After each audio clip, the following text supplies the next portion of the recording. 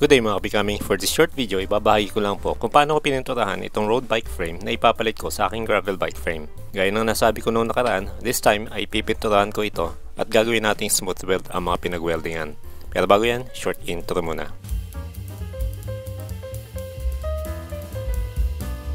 Bago ang lahat, shoutout at salamat po sa ating mga kapwa content creators at subscribers na sina Tito Bong Vlog, UV Ventanilla, Rigor Mortiz, Hustler Vibe, Yusuf Macalbas, Nathaniel Aniceto Amores, Herbs TV Topic, Reynan Colopano, Merlon De Castro, Marco The Rocker, Magbalik Islam Vlogs, at sa kanyang grupong Cotabato Outdoor Enthusiast. Sa mga nice po magpa-shoutout, just comment down below #shoutout, and you can also follow me and message me sa aking Facebook page, Becoming Siklista.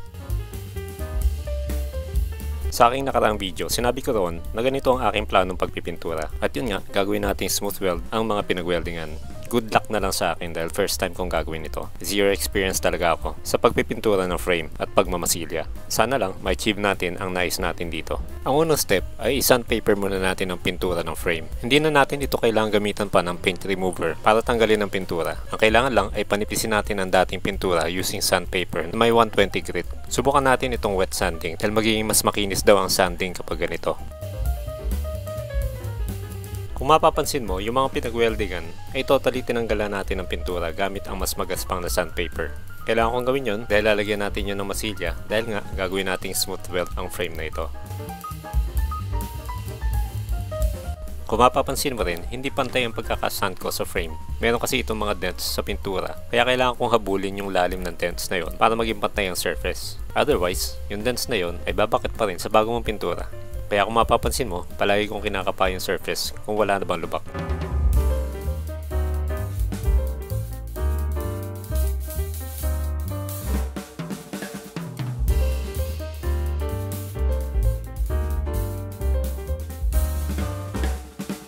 So eto na, pwede na natin itong hugasan para matanggal yung mga paint residue.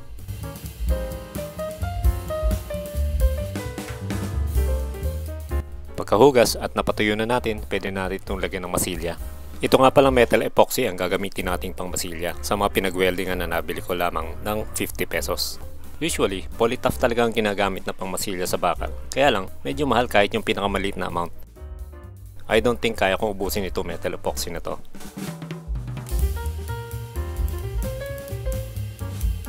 So katulad ng iba pang epoxy, kailangan din itong paghaluin.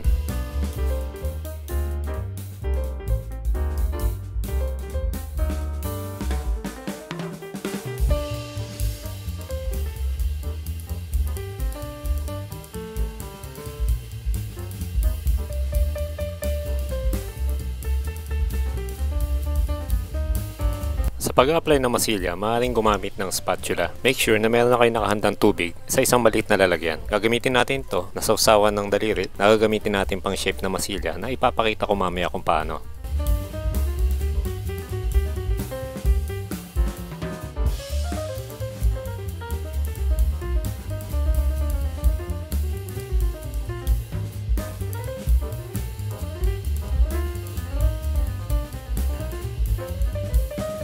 Habang malambot pa ang masilya ay maaari na nating hubugin ang ating basang daliri ang masilya.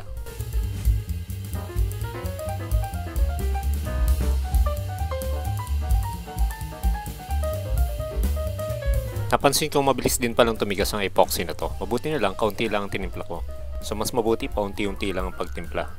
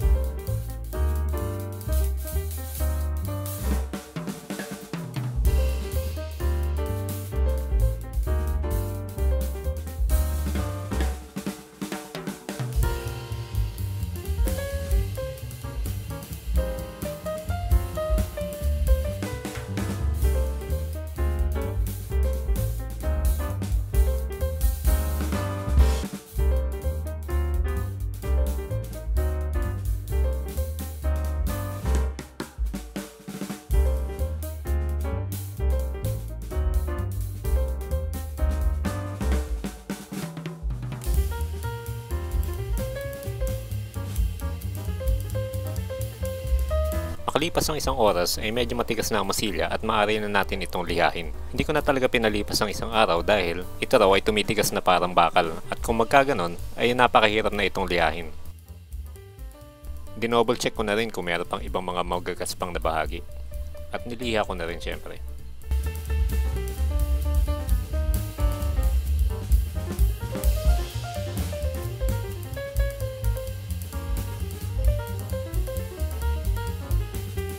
Kinabukasan ay inugasan ko na ito bilang paghahanda para sa pagpipintura ng primer. Kung mapapansin mo, tinakpan natin ng mga nakarolyong papel yung mga butas na ayaw nating mapasukan ng pintura.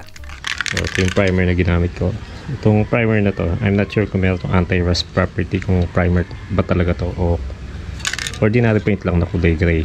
Pero, doesn't matter kasi aluminum naman yung frame natin. So, okay lang kung ordinary paint lang ito. Kaya nagsimula na ako mag-paint. Hindi ko na nakuha na ng video kung paano ako nagsimula dahil nasira yung file. So ito na. Tuloy na natin yung pagpintura.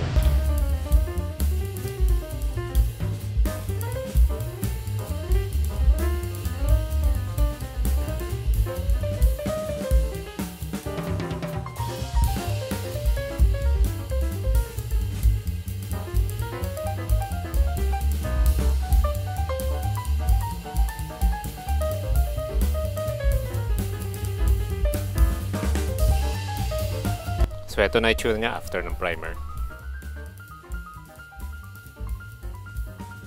Dito ay mapapasobra talaga ako sa pagpintura ng red. Dahil hindi pa ako sigurado kung saan talaga ang paglalagyan ng red accent.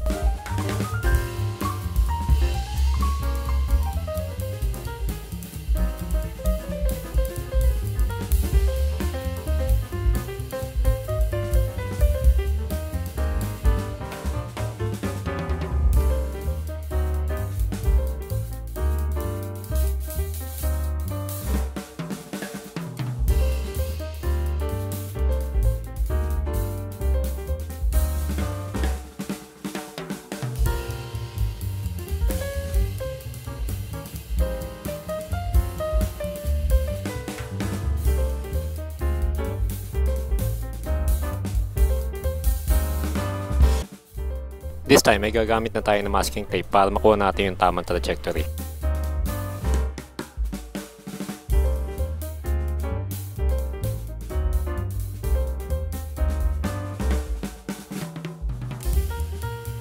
Ngayon ay alam na natin kung saan dapat ilagay yung strips ng stickers.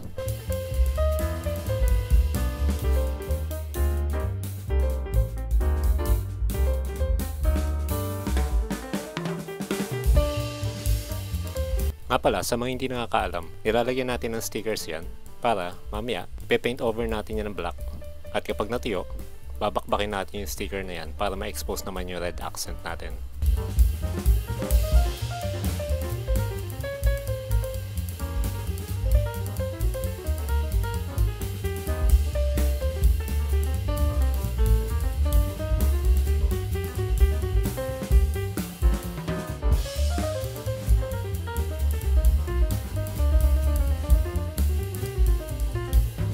Ngayon ay ready na tayo mag-paint over ng itim dito.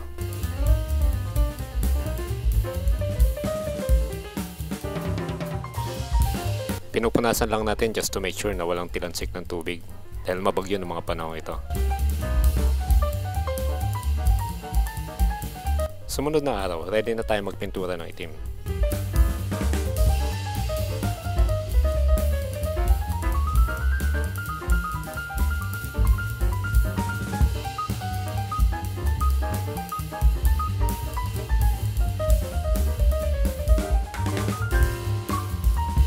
So nakita nyo, ayan, napinturahan na natin at binaligtad na natin, napinturahan natin all over. However, meron siya mga lumps na katulad nito. Ewan kung napapansin nyo sa camera.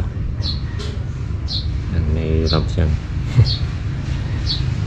Ito yan, aksidente. Nahipo. So sa case ng mga lumps and scratches, patuyuin lang natin ang pintura. Then liyahin natin hanggang maging makinis at punasan natin ng basang-basa at patuyuin. Then pwede na natin uling pinturahan.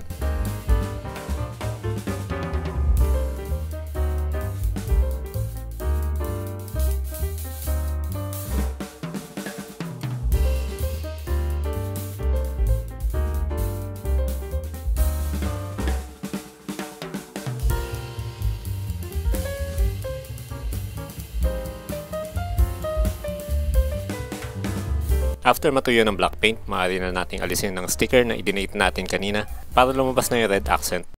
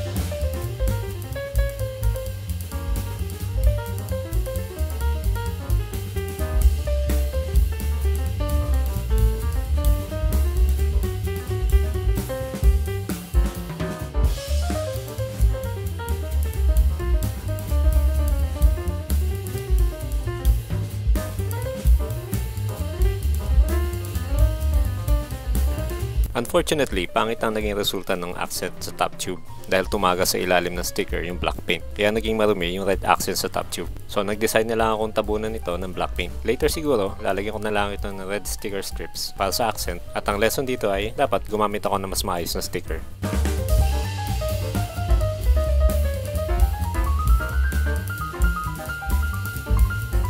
Kinabukasan ay in-applyan ko na rin ito ng clear coat.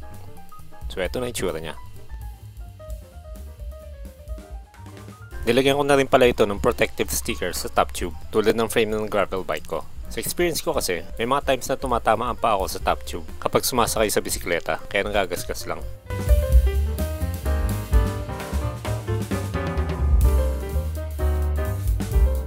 So hanggang dito na lamang po. Kung meron kayong mga katanungan, just comment down below. This is Becoming Ciclista. Please like this video, don't skip ads, and please subscribe. Thank you for watching.